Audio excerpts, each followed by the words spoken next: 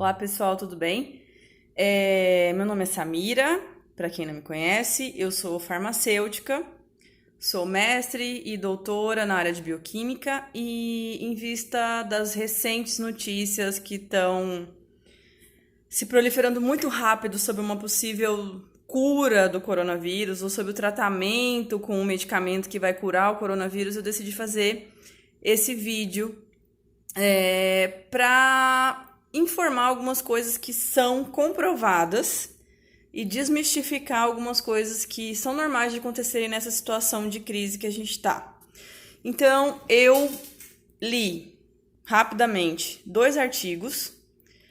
O mais recente se chama Novas Perspectivas nos efeitos antivirais da cloroquina contra o coronavírus.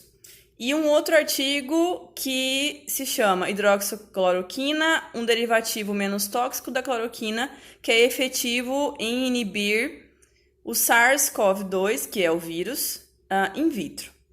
Então, assim, algumas coisas que são importantes de serem pontuadas sobre esse aspecto. A primeira coisa é que a cloroquina e a hidroxicloroquina são moléculas, são medicamentos utilizados há muitos anos e inicialmente elas eram utilizadas para o tratamento da malária e atualmente elas são utilizadas para algumas doenças autoimunes como lúpus e artrite reumatoide, porque tem um grande potencial anti-inflamatório e também são fármacos de amplo espectro contra infecções bacterianas, fúngicas e virais. A quinina é essa mesma que a gente tem na água tônica, mas eu não estou dizendo que a água tônica cura coronavírus, pelo amor de Deus. A quinina ela é o composto natural extraído de uma planta. E a partir da quinina foi sintetizado a cloroquina e posteriormente a hidroxicloroquina.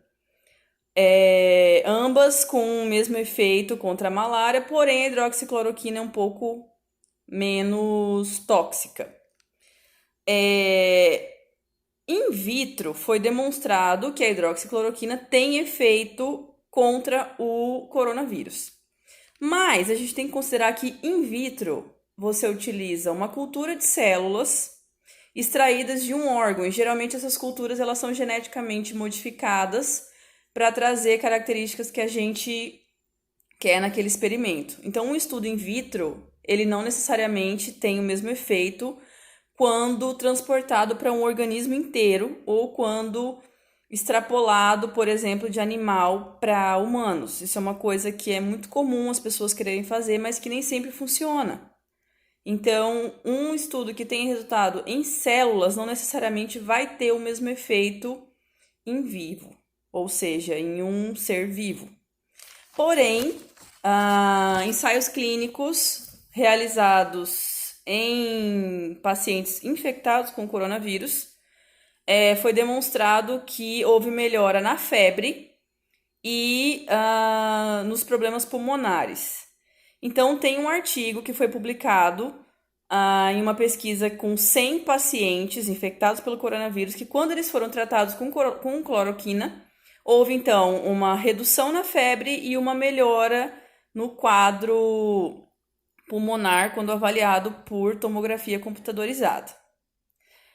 Porém, esse não é um ensaio clínico comprovado. Tem atualmente 7 ensaios clínicos em andamento na China, porém nenhum deles foi ainda publicado e nenhum deles tem ainda uma conclusão definitiva em relação ao uso da hidroxicloroquina na cura do coronavírus. Então a questão é justamente querer extrapolar um dado para uma verdade irrefutável. Então, o artigo que comprova in vitro, ele utiliza células de rim de macaco, células que se chamam Vero E6. E nesse estudo foi demonstrado que realmente ele inibe com eficácia a multiplicação dos vírus que infectaram essas células. Então, a partir disso, eles concluíram que o tratamento com a hidroxicloroquina tem potencial, já que, além de inibir a replicação do vírus, ela ainda tem um bom efeito anti-inflamatório. Porém, o que tem que ser frisado é que a hidroxicloroquina, ela pode causar envenenamento. Então, não se sabe, por uso prolongado ou em superdosagem, o que ela pode causar. Então, a cloroquina, ela é tóxica, a hidroxicloroquina um pouco menos, porém também tóxica. E não se tem, por exemplo, definido uma dose adequada, por que tempo isso funcionaria. Então, não existem dados conclusivos sobre a cura de coronavírus por hidroxicloroquina.